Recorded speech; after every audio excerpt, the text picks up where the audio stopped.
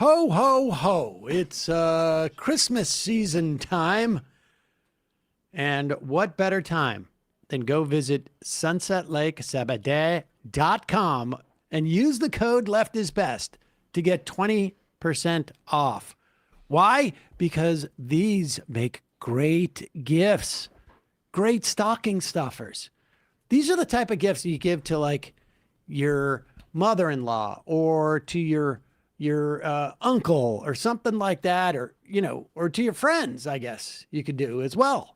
Because you're turning them on to something that they're really going to enjoy that may, I don't know, the lotion may help their dry skin. The rubs with arnica and Sabadee may help their sore muscles. Or maybe, they're not willing to go down to that local dispensary, or maybe it's not, they can't. And you give them a little bit of Sabadee with a little THC in those gummies, and they have a little bit of fun.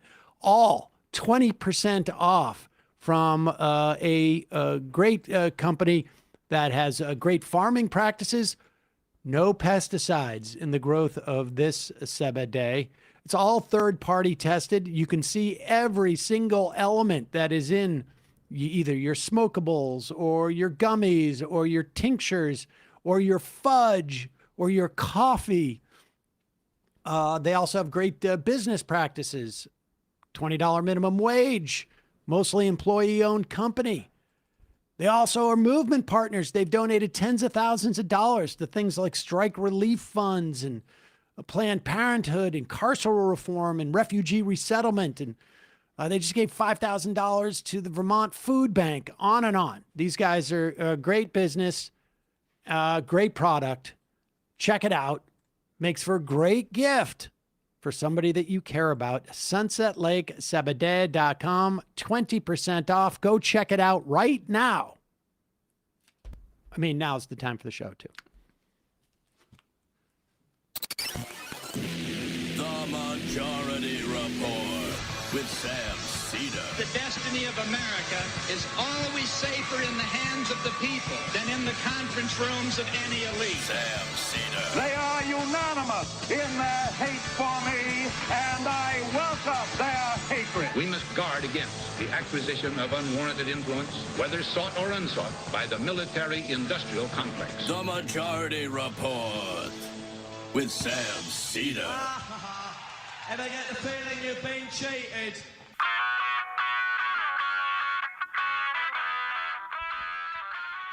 It is Tuesday, December 9, 2025. My name is Sam Seder. This is the five-time award-winning Majority Report. We are broadcasting live steps from the industrially ravaged Gowanus Canal in the heartland of America, downtown Brooklyn, USA. On the program today, David Dayen, executive editor of the American Prospect, co-host of the Organized Money podcast, on the affordability agenda. Also on the program today, Australia bans social media for kids under the age of 16. Meanwhile, after oral arguments, Republicans on the Supreme Court likely to overturn a 90-year-old unanimous decision on limiting presidential power.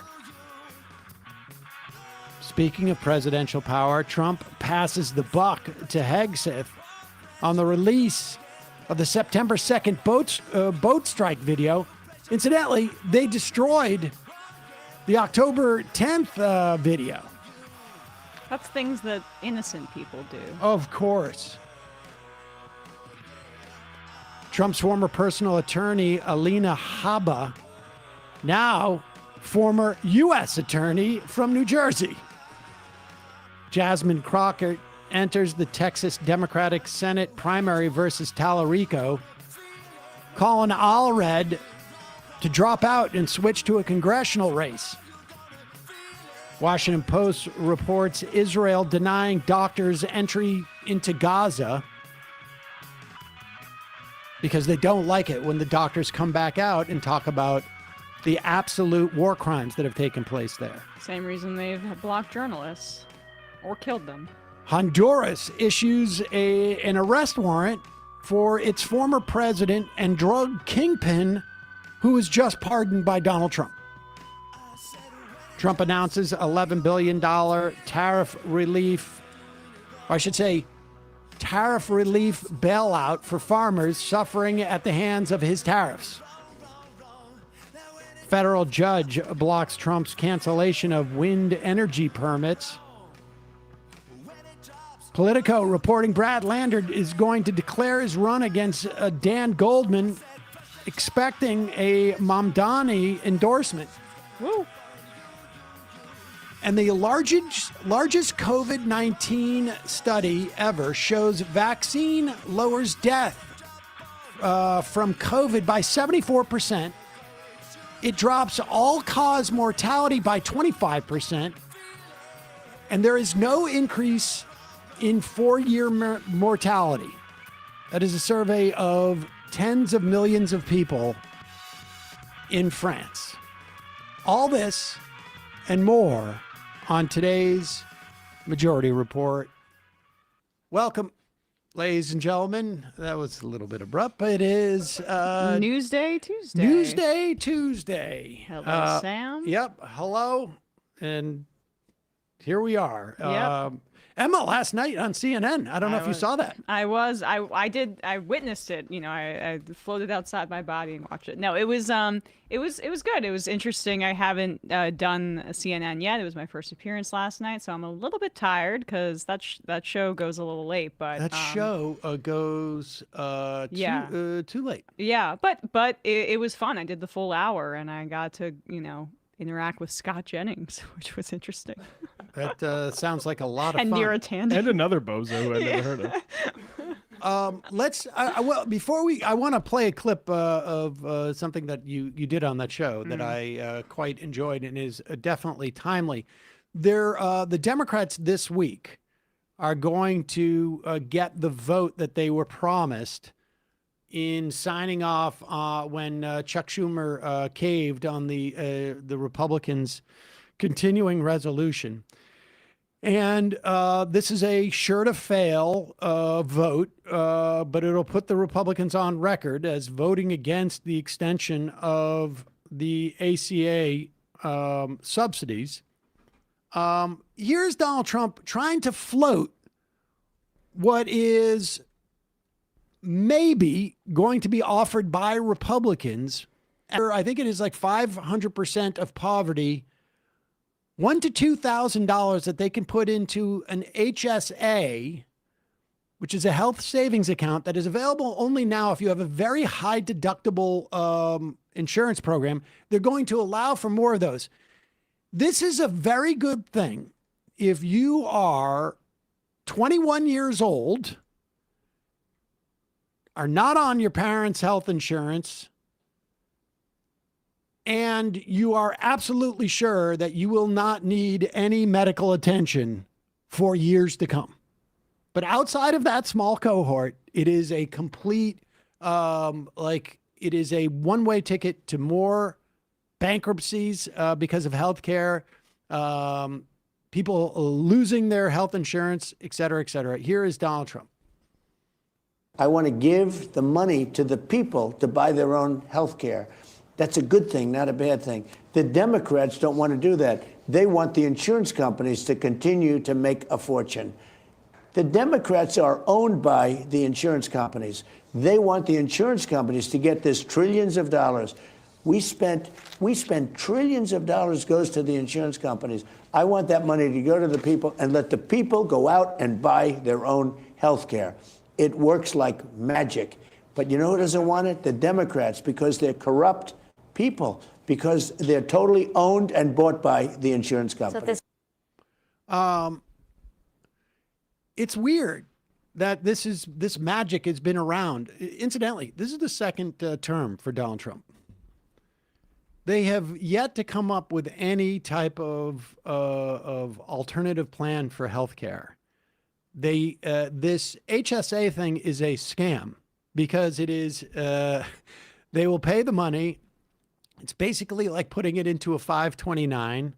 It is good if you it's going to be good for some people who are lucky enough that they will go through their life and never need any type of major medical help. Yeah, it's the Democrats that are in the pocket of the health insurance companies. Many of them are, but not as much as the Republicans. It's insane to say that when you also, outside of the ACA subsidies piece, you kicked millions and millions of people off of Medicaid. That was also a part of what the Republicans did here. So it's an all-out assault on healthcare. It's not like this is something that the private health insurance companies are crying about here. And Trump's populism is really thin. He's basically said previously, like, look, the health insurance companies are making too much money. They can still make a little bit of money, but we don't want to make them so much money. I mean, the ACA is insufficient, but part of why these subsidies need to be extended, and this was not when that gang of 8 Democrats caved, they did not get assurances on this front, is that people still need their health insurance. It's just like their premiums are going to double, and many people are just going to opt out of having health insurance altogether because they're not going to be able to afford it. And that means more of a burden on our healthcare system. Yeah. $1,500. Right. That if they don't spend annually, if they don't spend, will accrue on the stock market, assuming that just keeps going up. Right. Anything to funnel more funds into the casino, that is the stock market. It's a twofer for them on that end. But all you'll need is one or two, like a broken arm, and all of a sudden that $1,500 out the window. Sorry. Here is Emma Vigeland on CNN last night. She insisted we play. She forced us to play. I'm gonna get so red. She said no more eye contact with her. No more eye. I'm not gonna be able to make eye contact with anyone for like a half hour. So I can watch these in private to critique myself, but that's because in private I can go like, stupid idiot. We'll turn your mic. We'll turn your mic down. Here is Emma Vigeland, and who is this guy you're sitting next to? Oh, he was Tim. I forget his last name. I'm sorry, but he was a Republican strategist. I was on with Neera Tanden. Speaker is absolutely. This guy's the Republican strategist. I was Jeff Flake, former senator, and Scott Jennings. So this was part of that. This speaker has absolutely passed transformational legislation and is doing absolutely an amazing job on behalf of the American people. So these folks are entitled to their opinion, but the results that are coming out of this House tell a totally different story. Pause it for 1 second. You could take that, what he just said, it was so general and vague. You could literally put that into any era at any time. Yes. It doesn't matter necessarily a Republican or a Democratic speaker. And in fact, you could actually put into a million contexts where it's not even referring to the Speaker of the House. It's just to a speaker at, let's say, a conference or something. He's a talking skeleton key. It really is amazing. Like, yeah. There's such thin gruel. They did pass this massive piece of legislation. And can anybody point to any Republican who is trumpeting the benefits that we got from that legislation? Right. It was a very odd, the defending Mike Johnson's honor seemed to be what the thrust of this. And I don't care about that, obviously, but it just goes to show a lot of these people, if you're in a Republican circle, you're trying to maintain relationships. And I just find it a little odd that that's at the forefront of news commentary. Story. I would say yes. The legislation is transformational and taking millions and millions of people off of their health care. That is exactly what's going to happen. But the ACA was supposed to fix that. The ACA passed before the One Big Beautiful Bill Act. Wasn't the ACA supposed to be the magic pill that fixed everything? That's not my contention. I'm a believer in Medicare for all. There's 45 million people with health care because of the ACA. ACA expanded coverage that did not solve everything. We need to have a single payer system that can change that, and that's something that I advocate for on my show all the time. So I'm not going to say that the ACA is a panacea, but the Republicans right now are not extending the 2021 ACA subsidies, meaning that people's premiums are going to maybe double, skyrocket because of the Republican Party right now. So, yeah, it's transformational legislation. That's the Republican Party's fault. Yes, it is. Yeah, you control Congress and you control the Congress, White you House. can So, of extend course, the it's the tax Republican Party's fault. Who wrote the So, sunset? Who wrote the hold on, subsidy? let me finish my point, please. Let me finish my point, please. I want to go back to what Marjorie Taylor Greene said. I want to go back to what Marjorie Taylor Greene said about Mike Johnson and about the. Okay, Yeah. and we moved the topic. But this is their point about the sunset provision. And this is apparently something that they don't know in Republican circles. Everything sunsets. Everything sunsets. They're going to be voting on the National Defense Authorization Act, and they're going to be doing that in 2 or 3 days because it sunsets. They had the opportunity. And first off, none of them voted for the expansion of those subsidies in the first place. Right. Never mind the sunsetting. They didn't vote for it to happen in the first place. Right. During COVID. And so the idea that they're going to get that by blocking the vote to extend these subsidies, that they're not responsible for the sunsetting of it is absurd. And I think they know that. Of course. But it's just a little bit of a game. It's, They've loved trying that point out since John Fetterman basically stumbled into granting it to them during the shutdown. And I also just think in these formats too, not to get too meta about it, but it is interesting when you're not just defensive of a Democratic policy and you acknowledge that there are improvements and you say something like a single payer healthcare system is the way forward. It's almost disarming because, as I was alluding to before, a lot of this are people jockeying and trying to toe a line or represent a perspective that's more partisan. And so you can make a much more coherent point when you just are ideologically consistent as opposed to. Well, for that dude who's sitting on there. Yeah. He's on there so that he can go to other clients. Yeah. And he's got there's really 2 parts of his job. One part is to butter up Mike Johnson so that he can go and take his lobbying clients there. And then 2 is to get future clients by saying, look how chummy I am on CNN. Exactly. You got to get in on that, Emma. Good job, Emma. Thanks, guys. Folks, you might not think, you may be thinking about what are a thoughtful gift I can give to someone in my life? A gift that maybe encourage people to slow down, prioritize self-care. Those always stand out. With Nutrafol, you can give the gift of stronger and faster growing hair. It's an ideal gift for anybody who deserves a boost of confidence and science-backed support heading into the new year. I literally, when I got this copy, the first thing I was like, oh, shoot, I forgot to take my Nutrafol today. But I take it every day. And I will tell you, when I started taking this about a year ago, maybe a little more. I can't remember. I have no sense of time. But I started feeling like I was thinning a little bit. And I have had great results.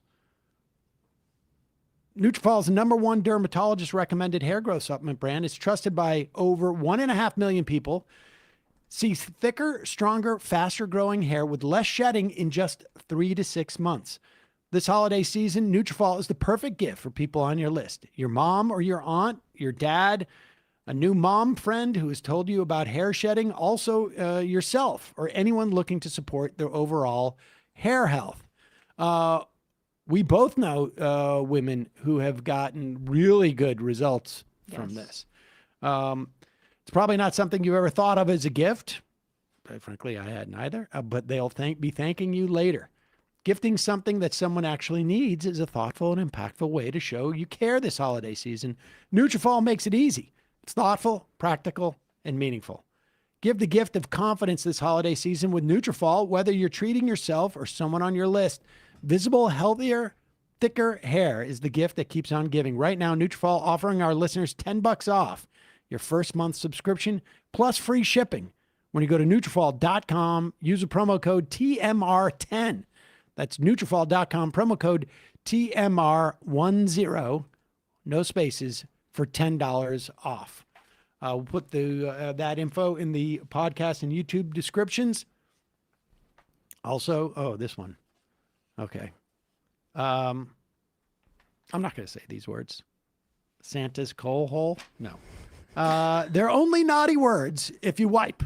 Jesus. Using a Tushy bidet means you leave the bathroom so much cleaner than when you walked in. Let's get into it. Let's. Honestly, if you've never used a bidet, you really don't understand what life can be like. It makes so much sense. Once you've used the bidet, really only once, you will realize it. The logic. When your hands are dirty, you do not take a dry piece of paper and wipe your hands. What do you use? Water. Water. That's right, Emma. And that's what a bidet is all about. In 4th grade? Yes. Very good. And here's the upside. Like I have a friend. I actually have 2 friends who have. No, you don't. I know 2 people whose bathrooms I've been in, and actually 3 if I include Tim Pool.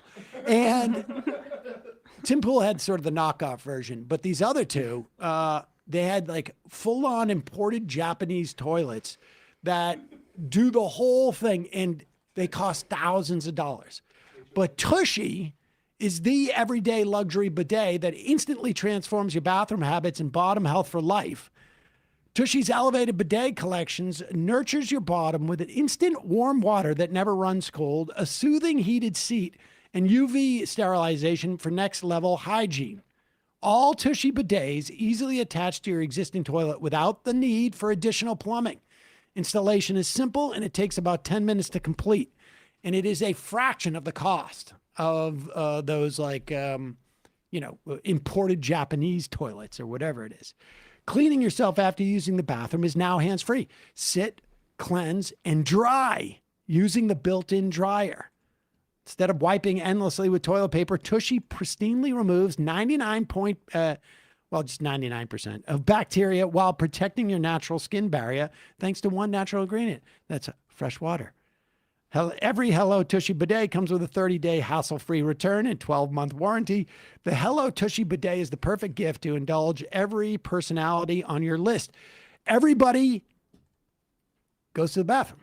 I mean, well, not everybody. I also had a friend who once had a pouch, but we don't need to get into that. Tushy bidet is a daily techie luxury that refreshingly practical, easy to use. I want to thank Tushy for sponsoring this episode. A-hole is only a dirty word if you wipe. For a limited time, our listeners get 10% off their first bidet order when you use the code TMR at checkout. That's 10% off your first bidet order at hellotushy.com, promo code TMR. I'm telling you, this is also a great gift. Giving a bidet is a great gift. But also, I got one more sponsor, and this is also a great gift. I mean, this would be a good combo, and that is Aura Frames. Aura Frames is a digital frame that, with an app, you can load pictures onto this frame. So you can give this to your parents, to your grandparents, to your aunts, your uncles, your kids, your cousins, your friends, whoever you want to stay in touch with. And it is a gift that will keep on giving because people love to see pictures of you and your family and your kids or whatever it is. And it's super easy. And the best part is you don't even need to have the frame in hand. You haven't bought your Christmas gifts yet? Right now, you go online, you go to auraframes.com, A-U-R-A frames.com. You can use the promo code MAJORITY, and you'll get $35 off of Aura's best-selling Carver matte frames, named #1 by Wirecutter. And you can load up the pictures that you want to put on there, also video, unlimited amounts of them. You can load it up without ever even holding the box, seeing the box, or whatever. So when the gift arrives at you, whoever you're giving it to, they plug it in, it connects to their Wi-Fi, and then bingo, bango, the pictures are right there. It's a great gift. I have had a lot of success in giving these gifts, giving these as a gift.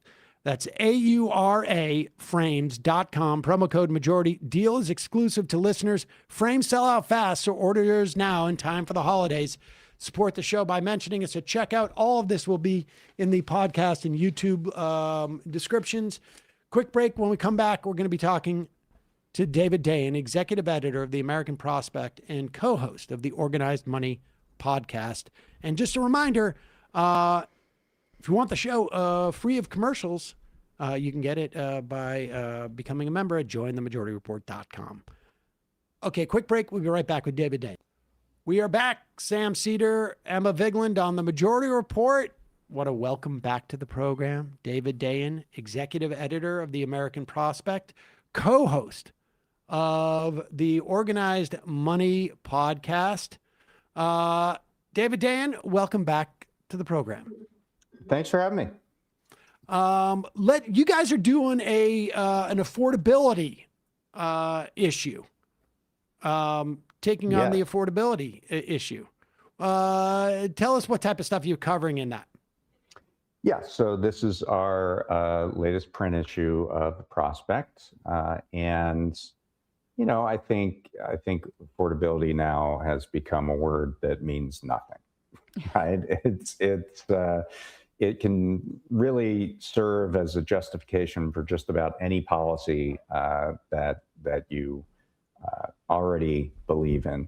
And so we had the idea of, instead of looking at it from the perspective of this is why X is this high, this is why Y is this high, this is why specific items have increased in price, or instead of saying, Trump has raised prices and here's why, we wanted to look at the long-term drivers of affordability that we've seen over many years and that we are seeing coming into vogue in recent years.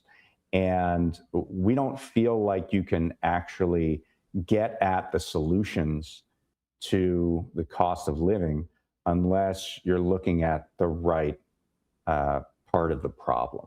And so that was the goal behind this issue. Well, let's talk. We can start with the energy. Because that we've seen energy prices go up, and a lot of this is being driven by AI or what?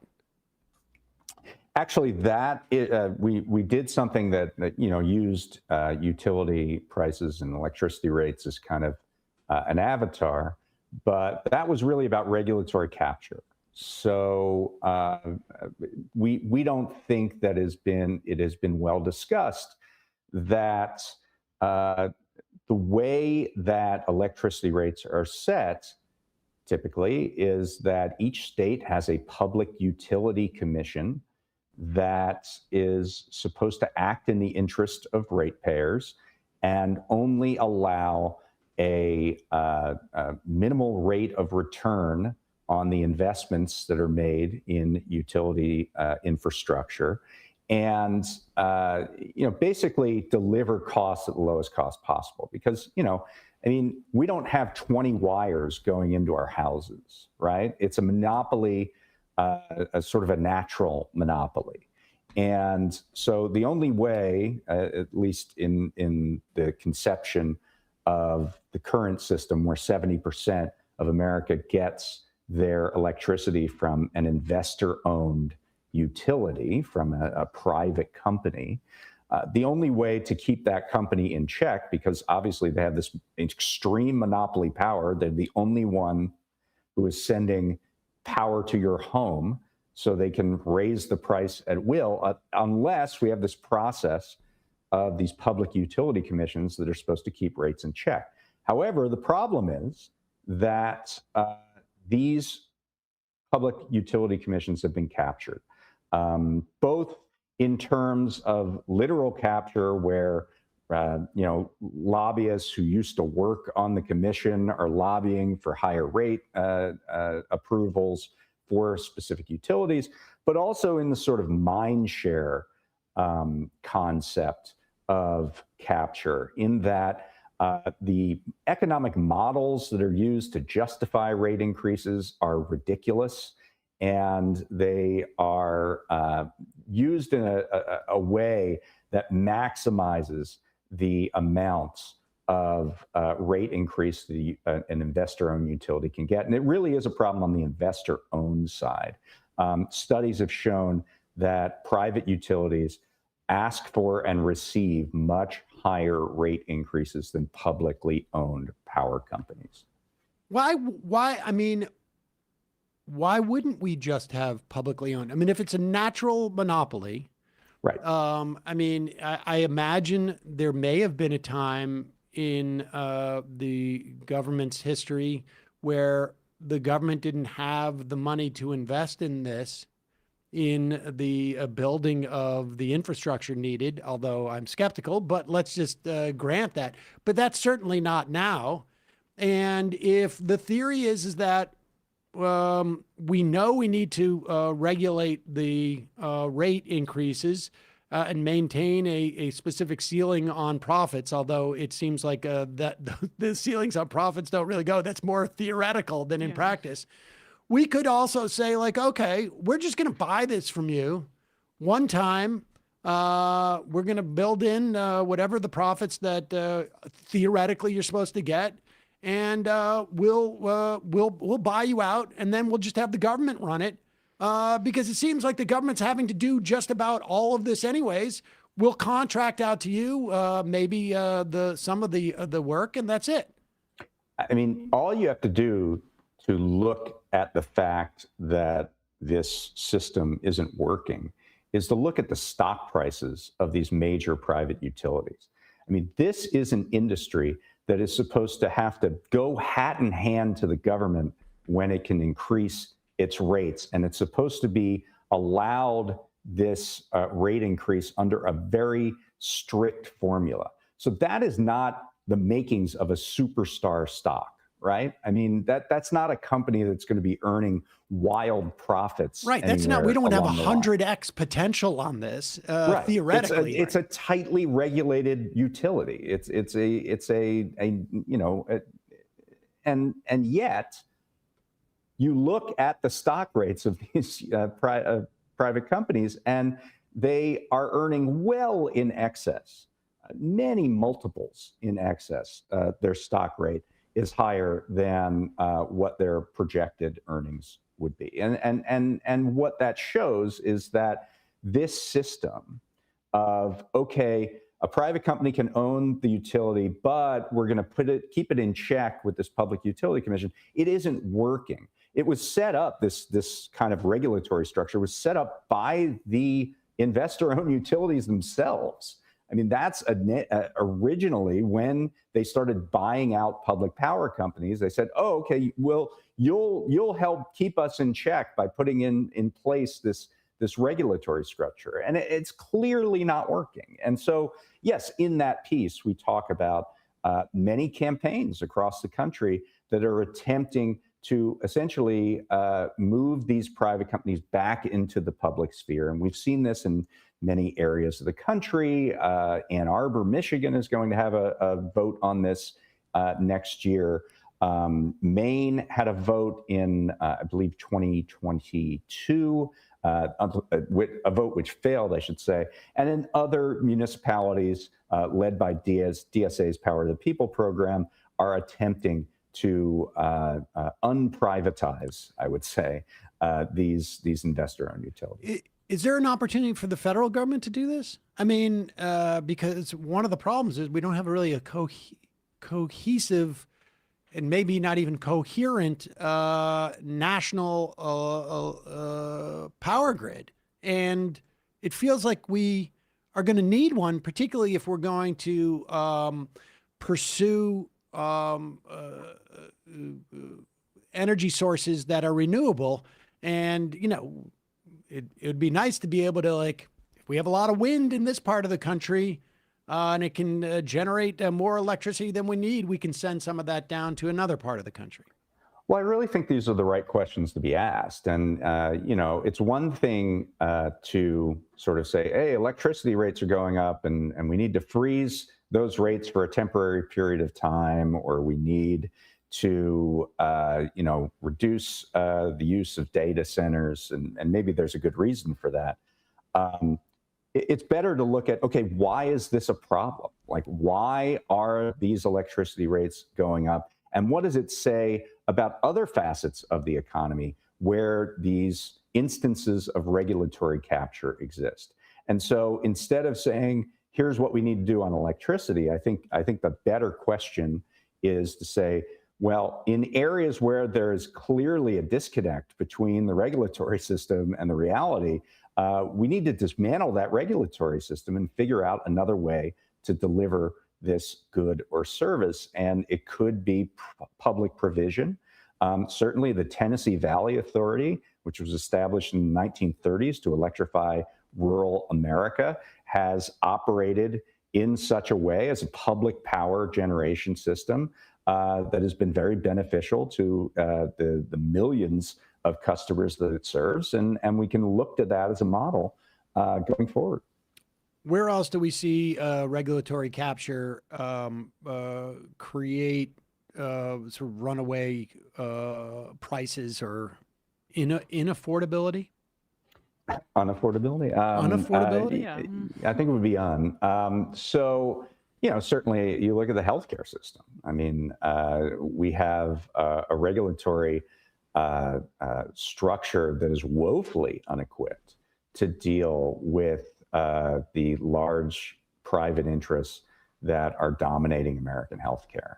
The Center for Medicare and Medicaid Services does little to no quality control on the various things that it oversees.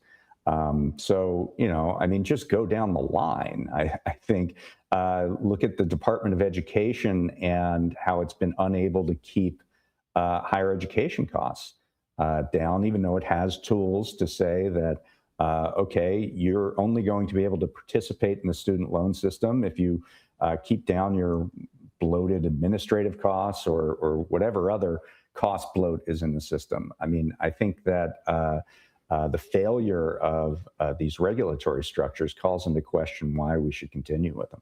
There's two dynamics, right? When we talk about these failures, one is like you said with the Department of Education, it is a failure to use the sort of like to condition the carrots, right? Because it's a carrot to higher education institutions that the federal government is facilitating loans. So if we're going to do that, aside from like my issues with us profiting off of those loans, but essentially if we're going to subsidize the universities in this way, we should get a return on that investment that we're making, which is you can't, if you're spending too much on capital improvements because you want to have a nicer dining hall, we're no longer going, you're not going to be accredited under some, accreditation rubric, affordability accreditation. You're not going to be available to participate in our loan program. That's the carrot side, right? And the stick side is supposedly, I guess, on the on something more like the electrical grid is where we're supposedly constraining what these companies are doing. But that seems like a sort of a snow job. I mean, it sort of just reminds me of the dynamic of like, we're going to buy your electrical company, but you'll still get to constrain us is sort of like the debate I have with my son where it's like, get me an iPhone and I promise you can limit my use of apps. And then all of a sudden it's just like off to the races. Within 6 months, you're just like, I can't keep up. Yeah, I mean, I think everything you need to know about the inadequacy of the regulatory system as it relates to electricity is in the fact that private equity firms are now moving headlong to buying utility companies. So in Minnesota, we saw BlackRock's infrastructure arm purchase Elite, which owns it's sort of a consortium that owns several utilities in Minnesota and I believe also Wisconsin.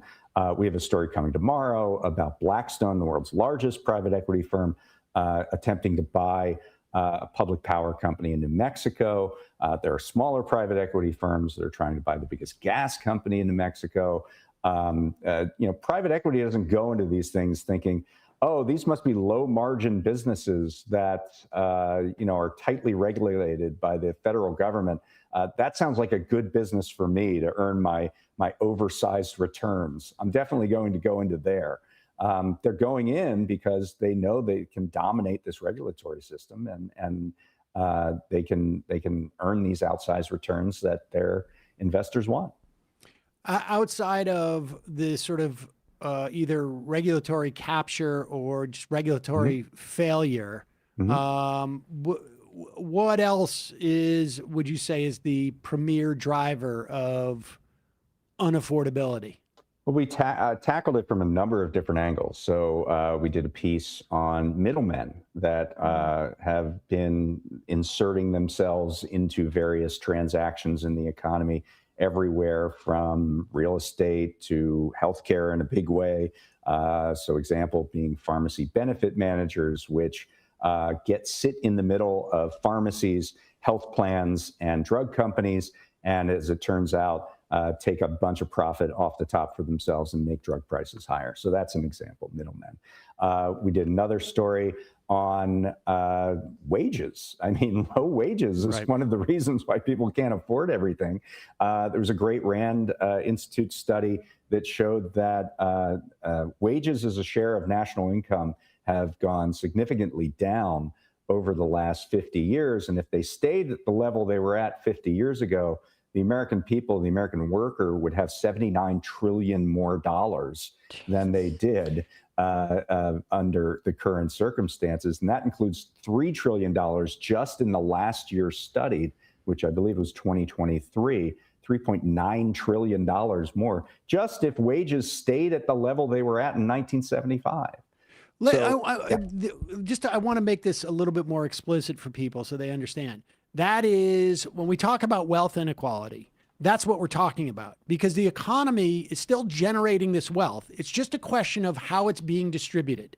Right. And in 1975, it was distributed far more broadly. When the economy made $100, 95 of it went to the people, and $5 maybe went to the top 5% or 10%, or I should say, the top 1%. Sometimes we talk about this in terms of the wage productivity gap. So productivity is sort of a measure of how much the economy is producing at any one time, and for decades, that tracked right along with wages in a very tight,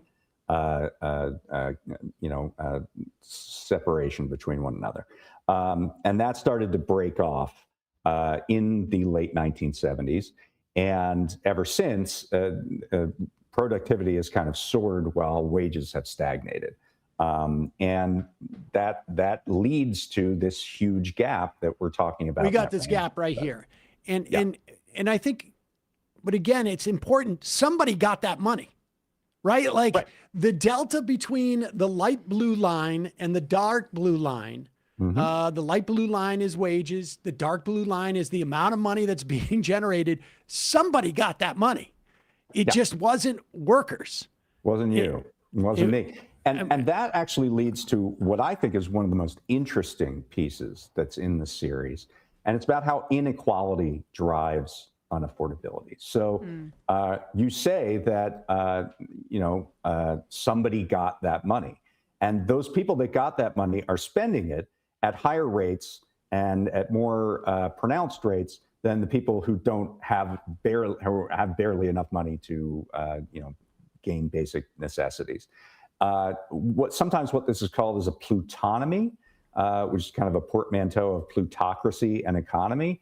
That was something that was coined 20 years ago by Bank of America in a research note. And they advised companies, well, look, the rich are doing all the spending, so you should target your prices, and you should target the services that you provide to the rich. And we have seen studies since, more recently, that say that the top 10% of income earners are doing up to 50% of the consumer spending. And so this leads to a concept in marketing called premiumization. So instead of a hairdryer costing 15 bucks, there's a premium Dyson hairdryer that it comes in different colors and apparently dries your hair better, I guess.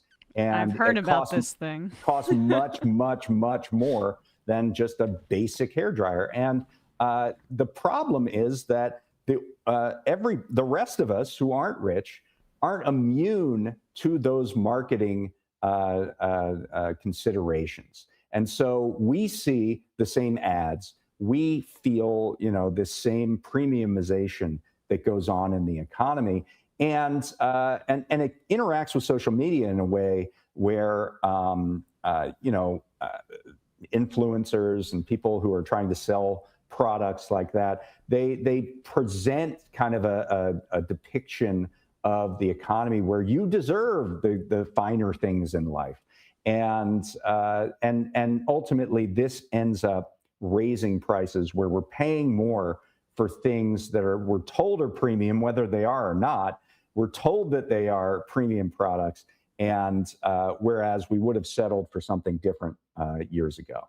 So, yeah. And isn't there also a dynamic, though, that in the market, I mean, it doesn't, obviously, maybe not so much in the hairdryer market, although I would imagine, look, if I have a store and I have one product that is going to make me a 20% markup, the premium hairdryer, I'm going to give that shelf space.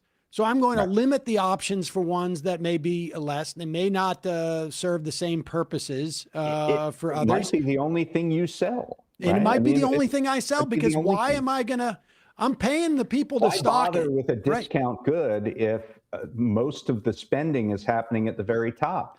And so that limits access to other people. And this interacts as well. This is a really great, really complex piece by Emma Jansen. This interacts as well with the access to cheap credit that we have. So we have kind of this FOMO economy, right? Where you see all these experiences and you feel like, hey, I work for a living. I want to be able to experience, some of these finer things. And the way I can do it is because there's a buy now, pay later thing that tells you, oh, don't worry, you can buy that in several installments and you can pay it off over time, and you don't have to worry about it. You can get what you want. You can get the things that you deserve right now. And you put this all together, this access to cheap credit, this premiumization, and then this sort of social media marketing and this FOMO economy, and it ends up raising prices over time. And constraining the cost of living. And doesn't it do that also, I would imagine, in areas with the real estate market? Because if you have somebody who's coming in, I'm going to compete against this other person to buy this house or rent this apartment, and there's just basically a race to the top, and then you can fill. It creates this sort of like a vacuum. You can slowly creep up. I mean, it seems like it creates upward pressure on prices. Yeah, I think that is the case. And then that interacts with the piece that I actually did for this issue, which was about technology as a driver of this affordability crisis. And companies have gotten much more sophisticated about individual personal desires, personal needs, your shopping patterns, when you buy things, why you buy things, and they are exploiting that through the use of big data, through the use of machine learning, through the use of AI. We had a piece that just came out. I wasn't involved with this, but Groundwork Collaborative, which we've partnered with in the past, just did a story today that was also in the New York Times and dealt with, I think Consumer Reports was involved, where they got 20 people to shop for the exact same goods at the exact same time from the exact same location on Instacart, and the prices varied by up to 20%. Wow. So basically, personal characteristics, or even not personal characteristics, and just a bunch of testing is done, millions of changes, little changes in prices to test what does well and what doesn't, and how we can maximize that willingness to pay. This level of pricing is not just about supply and demand anymore. It's become very, very sophisticated, and they're not doing it so they can offer discounts to everybody. They're doing it so that they can maximize and exploit the amount of earnings that they can get off every single good that they sell. The other thing I just want to turn back to one moment about the sort of the inequality and how it drives prices up. But also, do you think that this is why there has been a real inability to assess how the American public is experiencing the economy? So, for instance, we just Black Friday, record number of dollars spent, right? Not record number of goods bought. And if we know, if we apply what we know about the top 10% buying 50% of the stuff, it suggests that we look at these top line economic numbers that have always, we've always relied on to get a sense of how the economy is doing, but it's really only telling us how the economy is for a very narrow band of Americans, that the rest of Americans are sort of left out of the economy in many respects. I sometimes call this the tyranny of aggregates. So we, and this has been, how many presidencies in a row have been taken down by this, where they say, look at the aggregate economy, consumer spending's good, unemployment's low, et cetera, et cetera. And yet a large majority of people, or a large segment of people, feel like they're not getting ahead. And when you aggregate the economy, the old joke is that if there are 3 people in a room and 2 of them don't have any money and the other is Bill Gates, the aggregate of that room is very well off, but it neglects, the individual circumstances that are involved. So I think that we have a problem with this often, and it does tend to mask what is actually happening to certain groups of people. How do we fix that? I mean, how do we fix now? I mean, how do we fix that specific dilemma? Because, I remember, and, back when there was going to be a peace dividend, when Bill Clinton came in back in 92, 93, you could read a bunch of think pieces about how we were going to recalculate. I think they called it the GNP then, not GDP. How we're going to recalculate the GNP to include the opportunity costs that may be associated with economic activity, or the externalized costs that might be associated with economic activity. Somebody breaks into my apartment and steals my TV and busts my door. The GNP goes up at that time, but there's no accounting for the fact that maybe my productivity goes down because I'm going to miss a day of work, or maybe I am just bummed out, or maybe we, to replace the wood table that got busted, we got to cut down another tree, and it adds to global warming or whatnot. And that went by the wayside. Is there even a movement now to look at other economic indicators that give us a better sense of, oh, wait a second, 70% of the population is sort of suffering here, as opposed to it looking like everything's rosy? I think there are a lot of ways to measure an economy. You can look at distributional analysis instead of just, is the line going up? You can look at what different deciles, what is happening to the bottom 10%, what's happening to the bottom 50%, what's happening to the bottom 90%. A lot of that information is there. We measure it. I wouldn't have that statistic for you about the top 10% doing 50% of the spending if that information wasn't available. The question is, how is it presented? And so, I think from a political standpoint, every administration is going to try to present that information in the best light for them.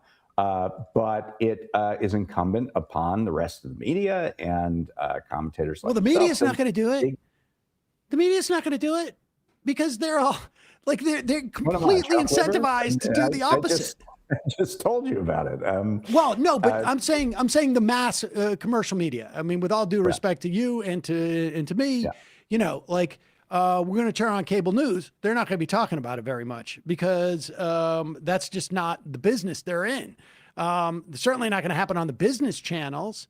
It seems to me that there has to be, we need to hear about it either more from politicians or there needs to be, I don't know, think tanks. Well, look, but I don't know who's going to start that think tank. How many times does this disconnect have to happen before the political system, writ broadly, and I'm talking not just about politicians and think tanks and policymakers, but also media, I think, gets put into that equation. How many times do we have to have this conversation?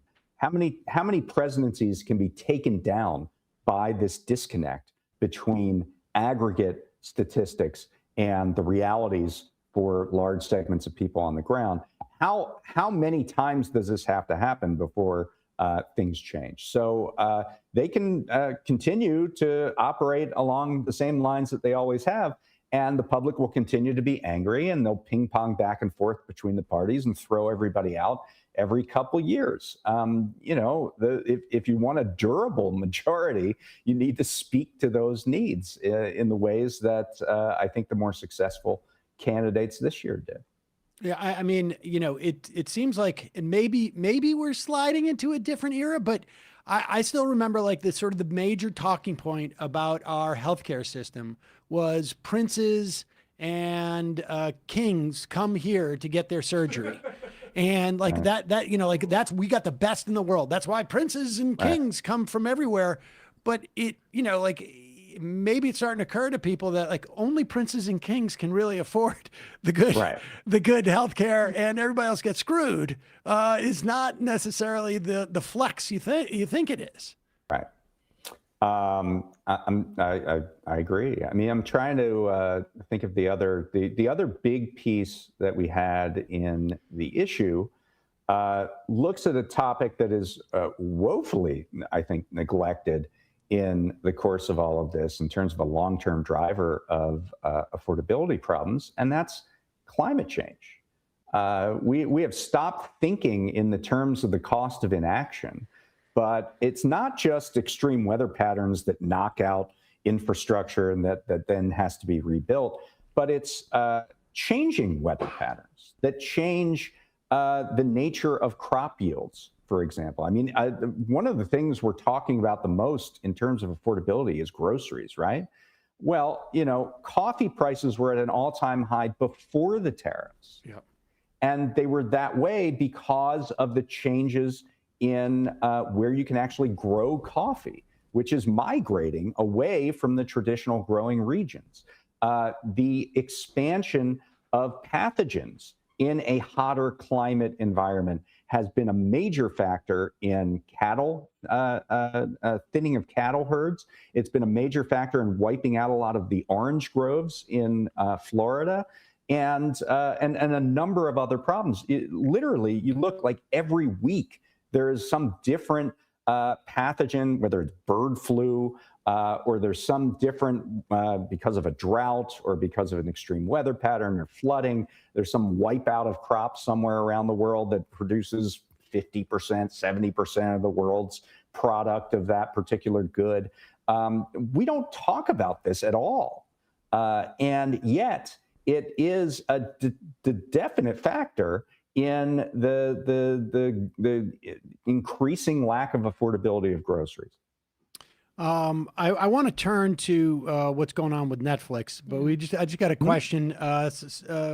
Steve Austin asks, Sam, please ask David Dayen where one could pick up a copy of the December affordability issue if they currently don't have a subscription just yet. That would be at prospect.org/donate or /subscribe. And you go there and you'll get all of our issues. We put out 6 a year. And we usually throw that in with a monthly donation. So it's and you can get the archives, right? I mean, you can access the archives. Back issues. You can access whatever we got. Yeah. All right. let's turn to the Netflix, Warner Brothers, Paramount deal that's happening. You and I met in show business. I don't know if you remember. I wouldn't call it that, but okay. A student film. But it was more show than business. It wasn't so much business, but it was definitely it wasn't even that much show. But be that as it may, what are your thoughts on this? I mean, outside of this is more media consolidation. People don't seem to be as worried about it because it doesn't necessarily involve news. But I mean, come on, this is. I mean, theaters nuts. could completely close around the country. I don't know. Yeah, these are. I mean, if you're talking about Netflix or whether you're talking about Paramount, these are both illegal mergers, and this real kind of poverty of imagination has led people to believe they have to choose between one of them or the other. That right, Paramount is horrible because we got a full-on right-winger who's literally using his money to dictate, like, is installed Barry Weiss into CBS. They just hired a promoted Tony Dokapol, by the way, the guy that said the thing about the Ta-Nehisi Coates and the backpack of a terrorist. But she's like interviewing Erica Kirk on a town hall type of situation. I mean, that is, and so people are like, I'm glad it's not Paramount, but even still, I mean, I mean, the two things, it's not like there's this binary setup. There's this sort of conceit that there is, because the idea is that, the Trump administration is going to put their thumb on the scale for Paramount over Netflix, and we're going to have to endure all of this. And that's really just a very improper and incomplete way of looking at this. Now, we can talk about why these deals both have very similar impacts, both on consumers and on producers and talent in Hollywood. So Netflix is the #1 streaming company in the world. HBO Max, which is part of Warner Brothers, is the #4 company in the world. #3 is some Indian streamer that isn't available in the United States. So you're talking about #1 and #3 combining. And we have seen Netflix, I believe, has raised prices on its streaming product over the last 5 years by about 120%. So if you liked that, expect more of it if they're combining the #1 and #3 streamers in the United States. It would be insane to think that they are not that this is going to in any way expand offerings to us, right? I mean, it would be. They claim that they're going to keep HBO Max going, but in the very next sentence of the announcement, they say, and Netflix subscribers will get the benefit of all of the library of HBO and Warner Brothers material. So why in that case, I'm going to definitely have both services. I'm going to definitely pay for both services. Why wouldn't I? It's insane. And not only that, but as Emma correctly said, if Netflix is famous for limiting theatrical windows, for bringing things directly to streaming. That lack of offering at the box office has already, we've seen in this consolidation era, had a definitive impact on how many screens basically are financially viable. When Disney bought Fox assets, we already saw this sort of take place.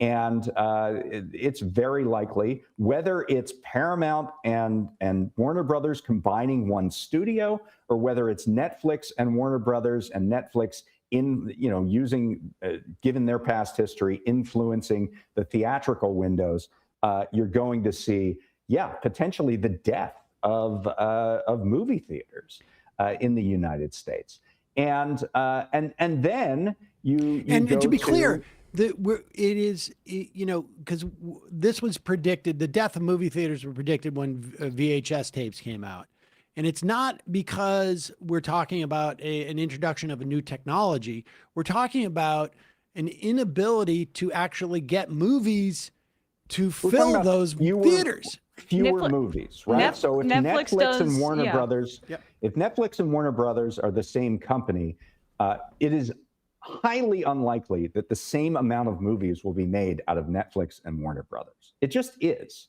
And the same thing goes for if Netflix or if Warner Brothers and Paramount are the same company. It's just very unlikely that you would see the same amount of output. And if there's a limit to the number of films, particularly the number of films that people are going to want to see, which is already a problem in the U.S., then that's going to have a material impact on theater owners. That's why theater owners have opposed this deal. The other people that have opposed this deal are everyone who works in Hollywood, the Writers Guild, the Directors Guild, the Screen Actors Guild. And that's because if you have a project, whether it's a film or a television series, and you have a number of bidders for that project, if there are fewer bidders, if Netflix and Warner Brothers were two of the bidders and now they're one, you're not going to get as much money for that product. So there's just not going to be as much production, period, because why would one entity make as much product with themselves? Exactly. Right. Well, so, it's all just I wanted to ask just really quickly though. I mean, first of all, Netflix, I think they do 7-day theatrical releases in terms of like the awards consideration, and that I would imagine they're going to lobby to basically have that be nothing. So that they're promising that they would do the same theatrical windows at Warner Brothers that they are currently, but I don't know why we should believe that. Why would we believe them? I mean, and so that's going to really harm movie theaters. But even like when we back up to just how this even got going, you have the Ellison Nepo baby that is in charge of Skydance and was across this merger with CBS, who just was like bloviating and just was like, yeah, I'm gonna acquire Warner Brothers. That got Netflix into the bidding war, and they were like, hey, we have a better offer, and now they're coming back. Skydance Paramount with another offer with Jared Kushner in tow. He's helping finance it. To be clear, the Paramount tender offer they made for this hostile bid is the same offer that they made at the end of the process that Warner Brothers board rejected. They're basically saying, okay, the board rejected it. We'll take it to the shareholders and we'll let the shareholders decide. And it isn't only Jared Kushner's involvement here, but Paramount a couple months ago hired Macon Delrahim, who is in the first Trump term, was the head of their antitrust division of the Justice Department. So there were a number of sort of MAGA world figures that were involved with Paramount. And Paramount's entire strategy has been, we're the ones that can get Trump to sign off on this, and nobody else can. Right. And so that was sort of their ace in the hole. The problem with that, and the problem with this whole binary that gets set up, like, oh, I'm relieved that Netflix is going to buy Warner Brothers and not, I'm relieved that this one illegal merger and not this other illegal merger, is that state attorneys general have the authority to use the Clayton Act, use the Sherman Act to challenge mergers. And it's very clear to me that they will in this case, no matter who tries to buy Warner Brothers Discovery. Rob Bonta is the Attorney General of California. He has been talking about maybe running for governor of California. An entire ecosystem in Hollywood is against this deal. Why would he not? And they'd be against the Paramount deal as well because it's the same dynamics. Why would he not challenge this merger in court, especially when there are ample precedents? I mean, this looks a lot like the merger that was proposed between Simon & Schuster and Random House Penguin a few years ago during the Biden administration. And the Biden administration challenged that, saying that authors would get smaller advances if there are fewer bidders in the marketplace, the exact same dynamic as Hollywood talent getting fewer bidders in the marketplace and getting lower amounts for their productions. And they won that case pretty resoundingly in court. And that precedent can be used by any attorney general where Netflix and HBO Max is played. So any attorney general in the United States can use that precedent and say, this is the same kind of thing. It's going to create a monopoly or towards a monopoly. in streaming or in studio production, and we're going to challenge it. And it doesn't matter what the Trump administration does. This is at the state level. It doesn't matter that the Trump administration may put its thumb on the scale. We don't have to accept the best that the Trump administration will give us in this case. And I think that's a very important mindset to get out of, because I'm seeing a lot of commentary of people like, well, we can't let it go to the Ellisons because that'll be MAGA Inc. That is this binary that gets set up that we have to choose the lesser of two evils is untrue. Warner Brothers is a very successful business. It is the #1 box office winner this year. If you saw the Golden Globe nominations yesterday, the two big films in that were Sinners and One Battle After Another, both from Warner Brothers. There is no reason why this business can't be managed successfully independently, and any attempt by another company that's a competitor to merge with it is presumptively illegal.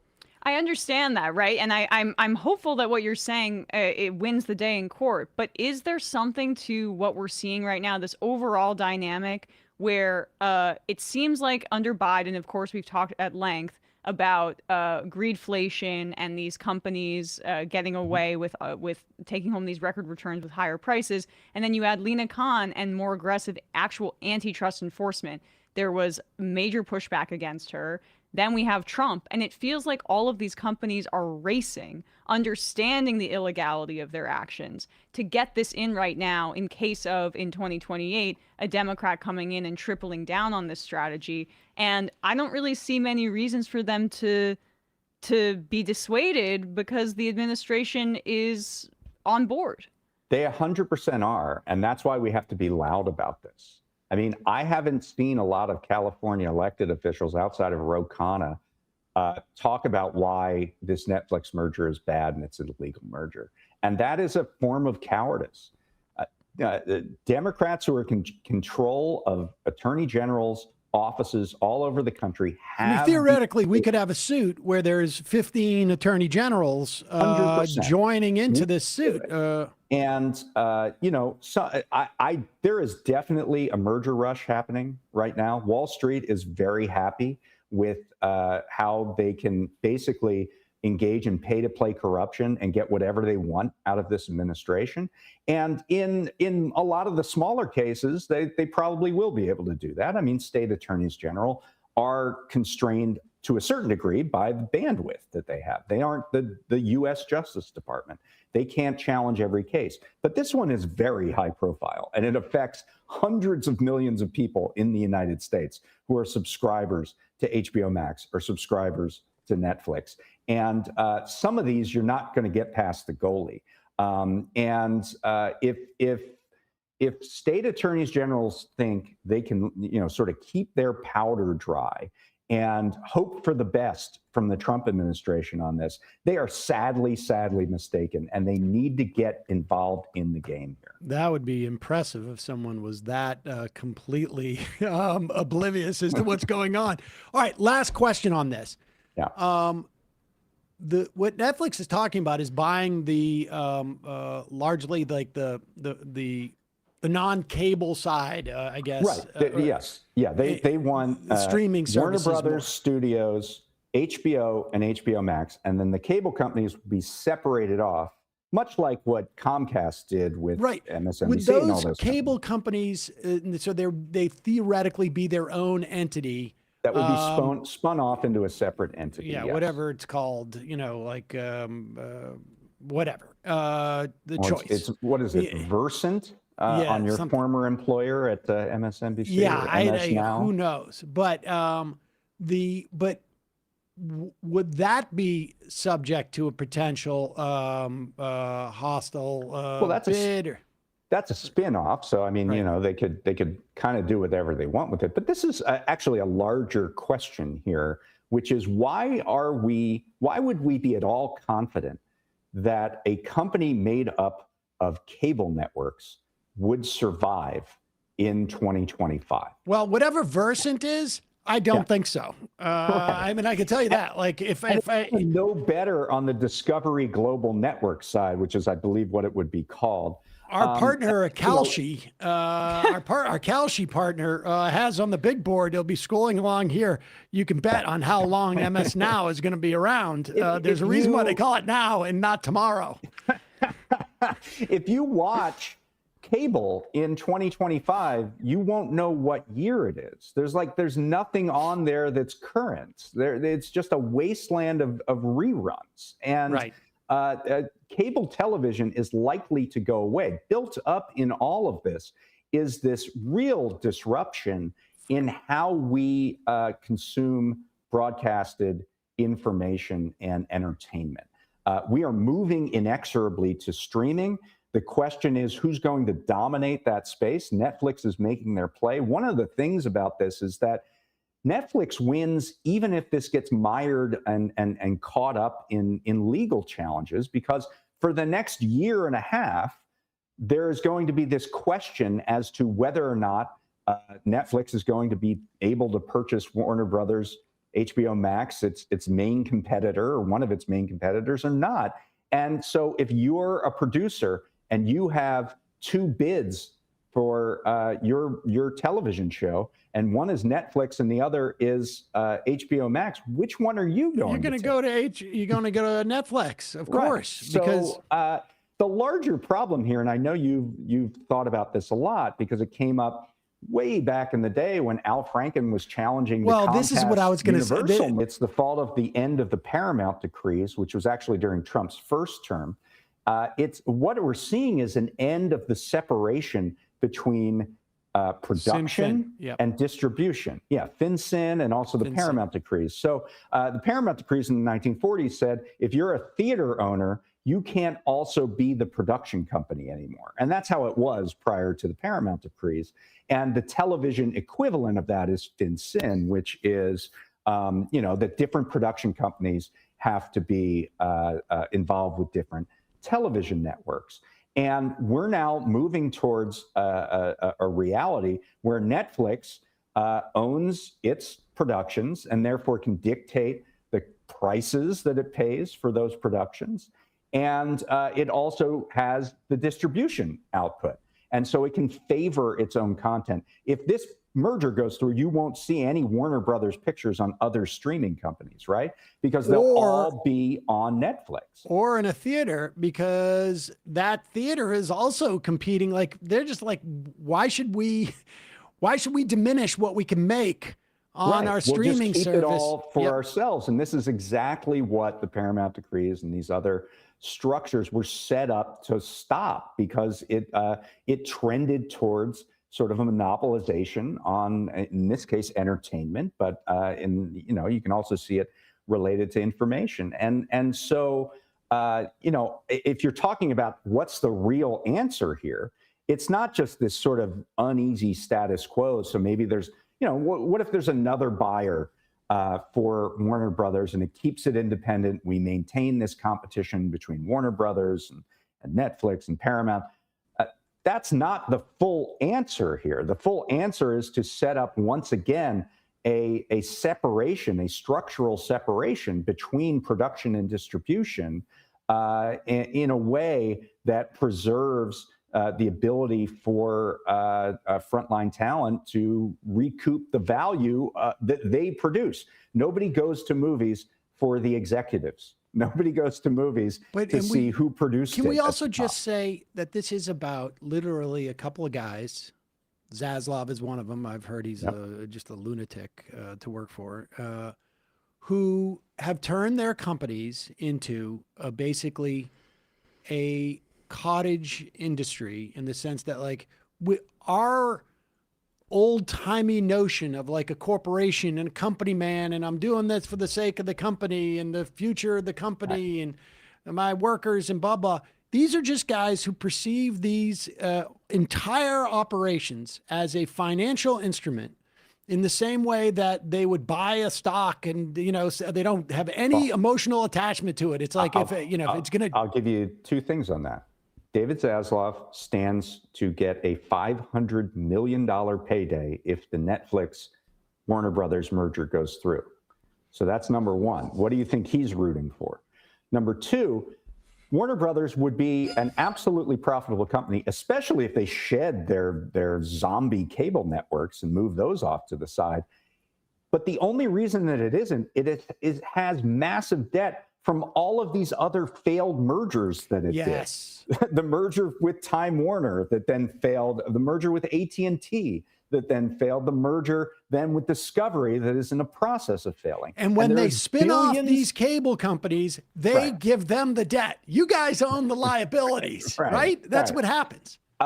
So, yeah, I mean, the only reason that this company is not as viable as it should be, with a lot of success, both at the HBO level and the Warner Brothers level, is this legacy debt from failed mergers. So the answer to that is to do another merger.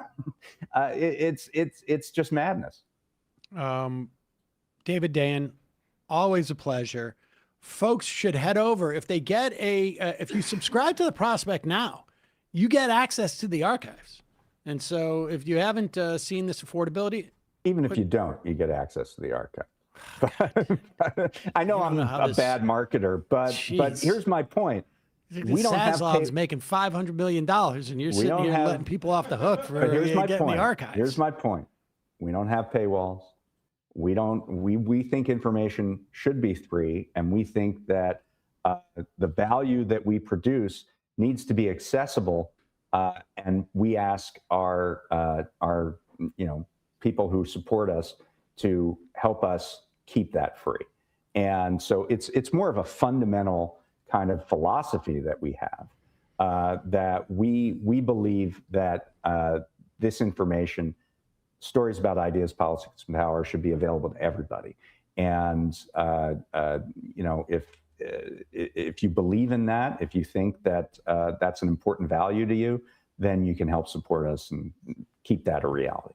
So you're a red diaper baby, essentially. Is that what's going on here? This is all full-on communism that is breaking out over there. That's right.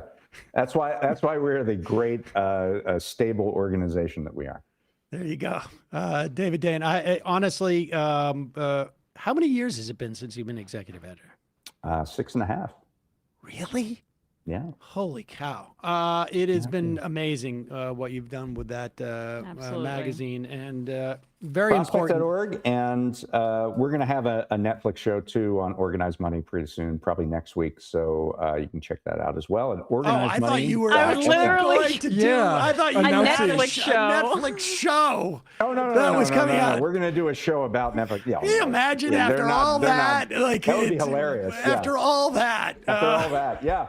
Netflix called us. They said, you guys are. You guys are doing some fun stuff. No, we're going to do a show about the Netflix merger, potential merger. So. I was very excited to watch you on Netflix, but maybe another time. Can I still access the Peacock archives of you, by the way? Oh. Dude, let me tell you something. You couldn't even see the show when we were on Peacock. When it was on. That was the problem. I tried to explain to them, you're not on the internet. We could talk for about another 20 minutes about how all of these entities spent billions with a B in setting up streaming plays without any clue as to what they were doing or where they were going to make money from it. And it's why they pushed that writer's strike, because they need to get out of deals and they need to backfill all of this debt they had created. We weren't. That's not even the internet. It was just. Don't get me started. David Dayen, we'll put a link, obviously, to prospect.org. Thank you so much. Really appreciate it. See you later. Thank you. All right. We're going to take a quick break and head into the fun half of the program, wherein we will have fun and go over more clips of Emma, because she's been so insistent. When we play we're going to do the whole hour. We got to do the whole hour. Let's just take it from the top. We should include the part where I completely forgot Scott Jennings' name and call him Jeff, because Jeff Flake was sitting next to me. That looks like a Jeff. It was going into break, and then I was like, for a minute in the break, like, what is his name? What is his name? What is his name? And it's Scott Jennings, not Jeff Flake. You know what? Honestly, that is a power move. It Go on television and call somebody by their That's wrong what my name. husband texted me. Totally. Accidental Call him power Edward. move. Total power move. Total. You just next time Jeff. just call him Bill. Yeah, yeah. As Kevin over there said, and just watch the look on his face, like, what, Kevin? It's It would Scott. be hard for him to scowl any harder than he was I already know, that's scowling right. before you got He his could name sprain his face. He's mugging. Folks, remember, it's your support that keeps this show keeping on. You can become a member at jointhemajority.report.com. When you do, you only get the free show free of commercials. But you get access to the fun half, and you can IM us. Yes. Also, justcoffee.coop. It's their end of the year sale. 30% off. You don't even need to use the coupon code majority, though it doesn't hurt for you to put it in there because I think they see that in their logs. But justcoffee.coop, they got all sorts of coffee. Now is the time for you to check it out, store up. If you've never tried Just Coffee, now is the time to do it. This is the time of year. You get 30% off. If there's a different flavor you wanted to try, now is the time to do it. You get 30% off. If you've never had the Majority Report blend, now is the time to do it. Justcoffee.coop. The .coop is because it's a co-op. Matt. Left Reckoning after the show today at 2:30 Eastern Time. David Griscom and I are going to be talking about this Senate primary in Texas where Colin Allred drops out and Jasmine Crockett jumps in and Talarico's still there, and none have really done a whole lot of substance yet.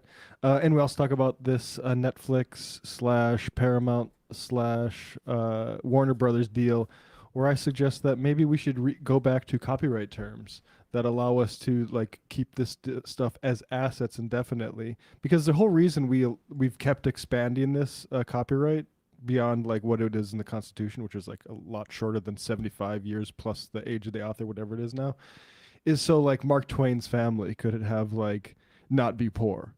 Right. And it wasn't so like the Saudis could buy like the Maltese Falcon. I think all this stuff, if it should either be property of like the unions and the people who produce it, or it should be public domain. It shouldn't be a plaything for these, psycho billionaires. But check that out after the show today. 100%.